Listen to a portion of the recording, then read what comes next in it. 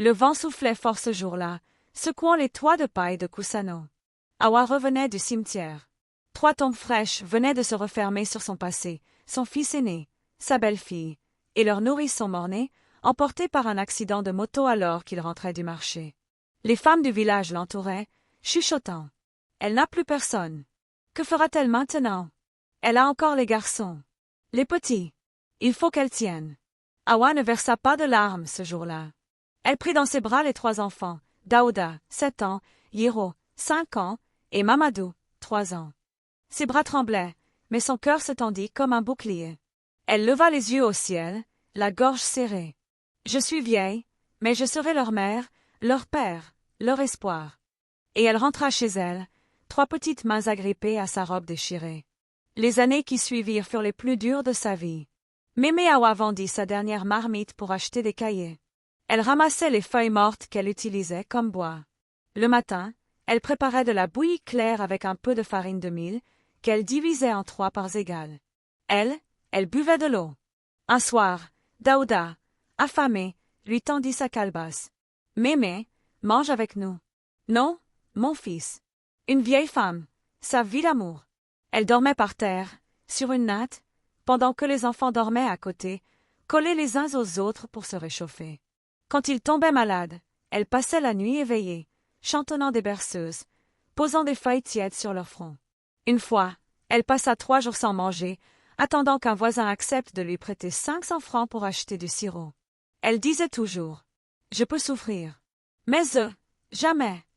À force de sacrifices, les enfants grandirent. Ils étaient brillants. Daouda fut reçu au BEPC. Awa dansa de joie devant tout le village, en tapant des mains. Hiro fut choisi par une mission religieuse pour aller étudier à Abidjan. Mamadou, qui avait la tête du commerce, s'associa avec un vendeur de pièces détaché à la frontière. Avant leur départ, Awa leur fit une grande calebasse de mil et leur remit une amulette tissée avec ses propres cheveux. « Vous êtes partis du ventre de votre mère, mais vous êtes sortis du feu de ma vie. N'oubliez jamais ça. » Elle retourna seule à la maison. Le soir, elle s'asseyait devant la lampe à pétrole, fixant le vide. « Ils vont revenir, » disaient les voisines. « Non, ils ne reviendront pas. Mais tant qu'ils m'aiment d'où ils sont, je vis. » Ils réussirent. Oh, ils réussirent. Daouda devint médecin dans une clinique privée. Il posa avec sa blouse blanche sur Facebook. De Kusano à la ville, Dieu est grand. Hiro envoya des photos d'Europe, lui devant la tour Eiffel, les bras ouverts, lunettes noires. Mamadou posta ses voitures, ses billets, ses voyages. Mais jamais une photo avec Awa. Jamais un mot pour elle. Quand elle appelait. « Ah mémé, je suis pressée, je te rappelle. »« Mémé, je suis à une réunion. »« Mémé, on est en week-end, je t'écris après. » Parfois, elle recevait 10 000 francs. Jamais plus. Elle ne demandait pas d'argent. Elle voulait juste entendre leur voix. « Dis-moi seulement, mémé, je t'aime, et je vivrai 100 ans de plus. » Quand ses jambes commencèrent à trembler, Awa prit la route pour la capitale.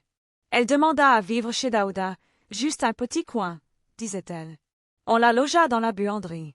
On lui dit de ne pas entrer dans le salon quand les invités étaient là. On l'habilla avec une vieille robe pour qu'elle ne fasse pas honte.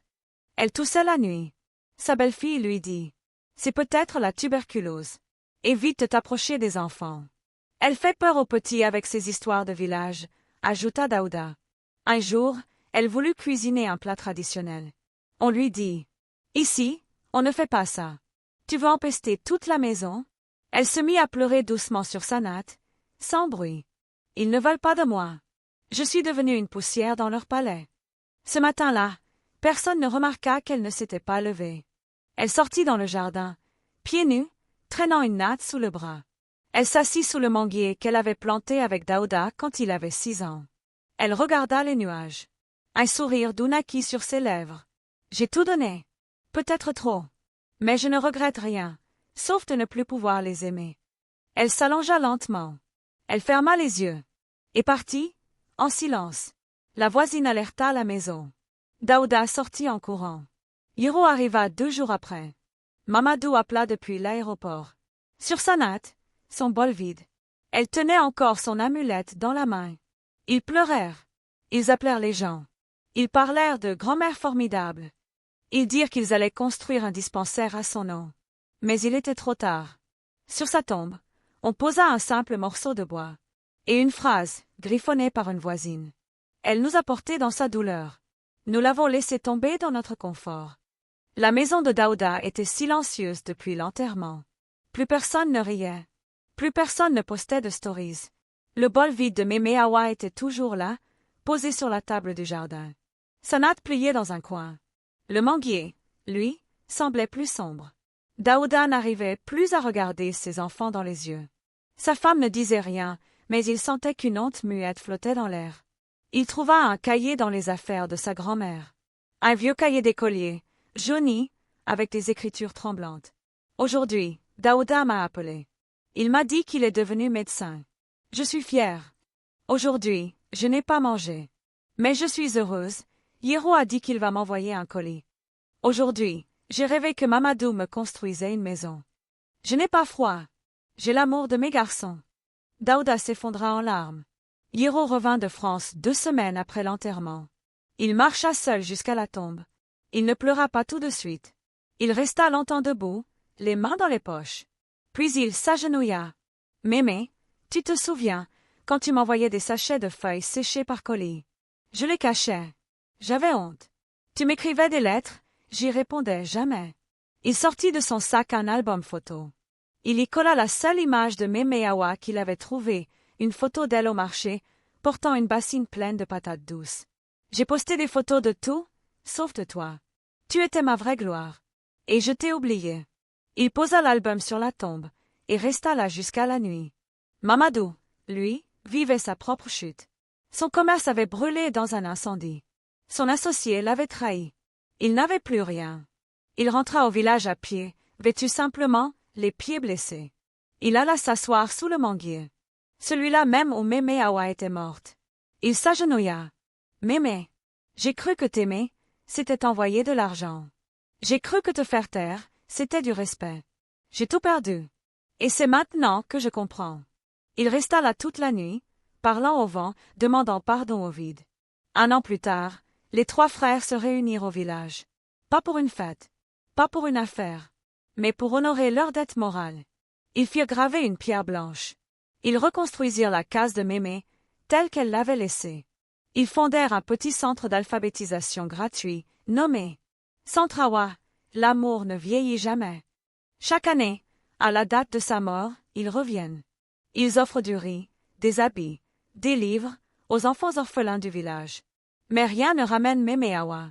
1 semaine après l'enterrement, Daouda retrouva dans un vieux sac de voyage un carnet soigneusement plié, protégé par un tissu. C'était le journal intime de Mémé Awa. Chaque page était une prière, une souffrance couchée en silence, un monde de douleurs douces. Extrait. Ce soir, ils ont tous mangé. Moi non. Mais j'ai vu Mamadou sourire. Et c'est assez. J'ai rêvé que Daouda m'appelait maman. Ça m'a réveillée en pleurs. Ils sont devenus grands. Et moi, toute petite à leurs yeux. Daouda ne pouvait plus dormir. Il lisait et relisait ces lignes. Des larmes tombaient sur le papier. Mémé, je ne t'ai jamais dit merci. Je ne t'ai jamais regardé vraiment. Yero, lui, découvrit dans ses mailles une lettre que Mémé lui avait dictée à une voisine du village. Objet, mon fils, juste une ligne. Je sais que tu es loin. Je sais que tu as une autre vie. Mais si un jour, tu peux m'écrire ne serait-ce qu'un mot, je le lirai 1000 fois. Yero s'effondra. Il se souvint de toutes les fois où il avait supprimé ses messages sans les lire. Il se souvint de ses collègues moquant son accent de village. Il avait honte d'elle. Maintenant, c'est de lui qu'il avait honte. Mémé, je t'ai effacé de ma vie. Et maintenant, c'est moi qui suis vide. Mamadou revint au marché où, jadis, il vendait avec sa grand-mère. Il retrouva l'endroit exact où elle s'asseyait, son tabouret, ses beignets de haricots. Il demanda à une vieille vendeuse. « Tu te souviens d'Awa ? Qui ne s'en souviendrait pas ?»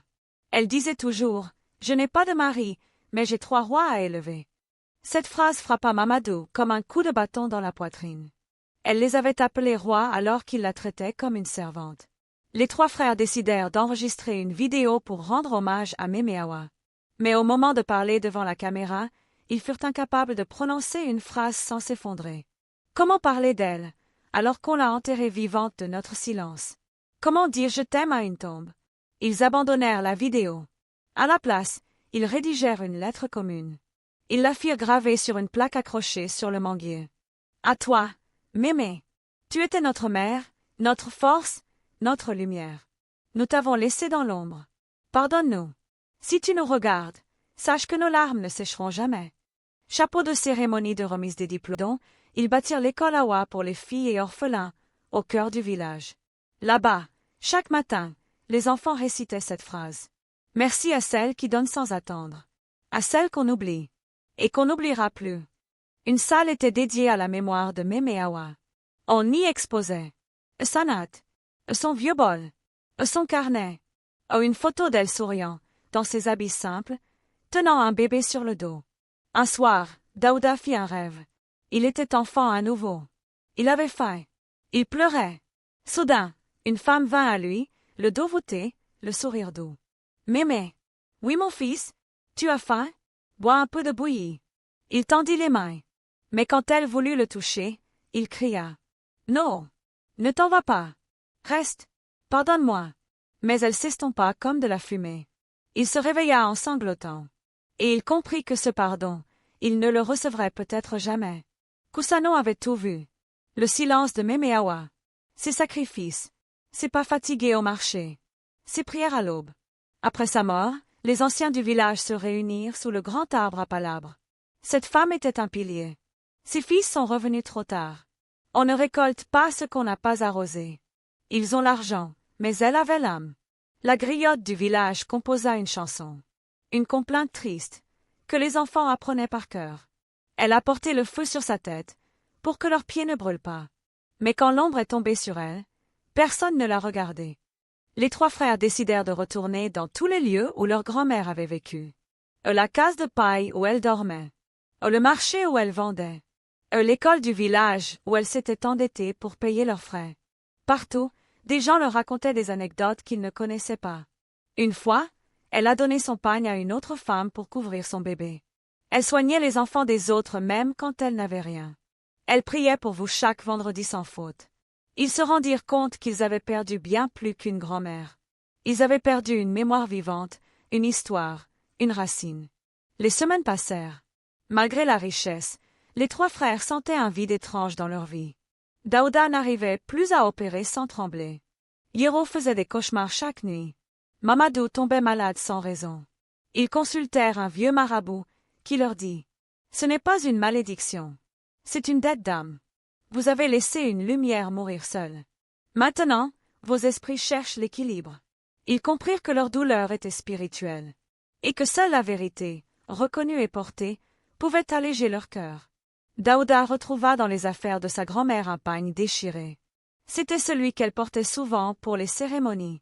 Il l'emmena à une vieille couturière du village. « Tu peux le recoudre? On peut toujours recoudre un tissu, mais pas un cœur qu'on a ignoré. » Elle le fit quand même, avec soin. Et ce pagne devint un symbole. Ils l'encadrèrent et l'accrochèrent dans l'école Awa.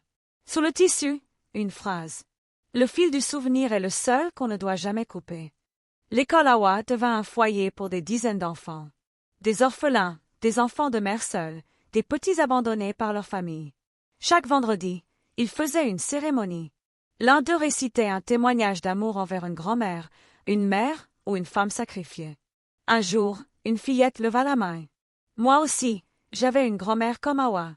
On l'a envoyée au village et on ne l'a plus jamais revue.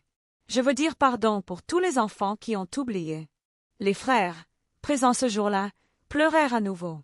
Mais cette fois, ce n'étaient pas des larmes de honte. C'étaient des larmes de guérison. Des années plus tard, les trois frères étaient devenus des hommes transformés. Plus doux, plus justes, plus humbles. Ils ne parlaient plus de leur voiture, ni de leur voyage. Partout où ils allaient, ils racontaient l'histoire de Mémé Awa. Elle est morte seule. Mais son histoire nous a réveillés. Au village, les enfants ne disent plus « je veux être riche », mais « je veux honorer celle qui m'a aimé avant que je parle ». Et sous le vieux manguier, là où elle a rendu son dernier souffle, la terre est devenue sacrée. On y vient pour prier, pour se recueillir, pour se souvenir.